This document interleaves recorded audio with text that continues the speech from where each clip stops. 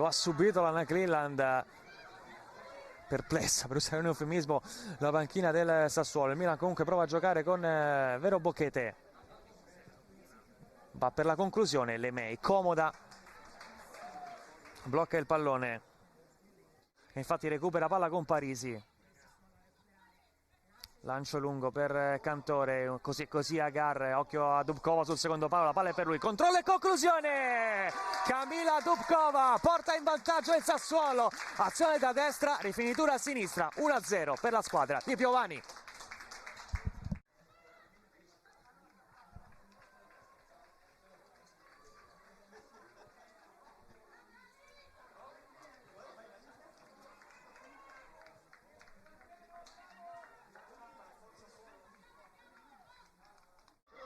Cleland, buon lavoro destra-sinistro, palla per Cantore, la bandierina che resta giù, secondo palo come sempre Dubkova. Cantore, sguardo dentro, cross ancora per Dubkova, di testa!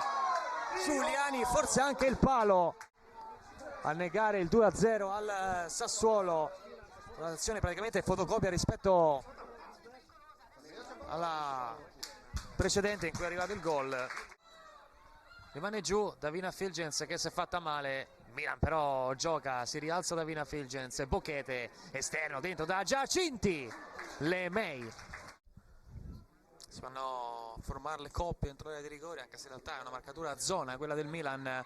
Dubkova, schema, cross, zona secondo palo e arriva il raddoppio del Sassuolo, lo firma Dongus che sbuca sul secondo palo e fa 2-0 per il Sassuolo. Bello schema della squadra di Piovani, un po' ferma la difesa del Milan. Gol in campionato anche per la tedesca.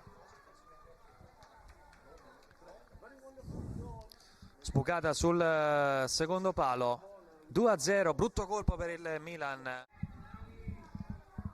Calcio di punizione che batte Vero Bocchete, pallone verso Steffenfeldt, palo!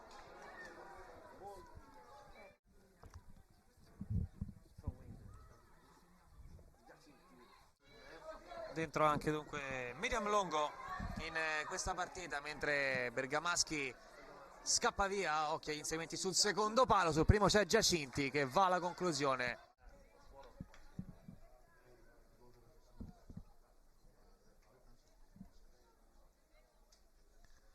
Milan che sta provando a cambiare qualcosa.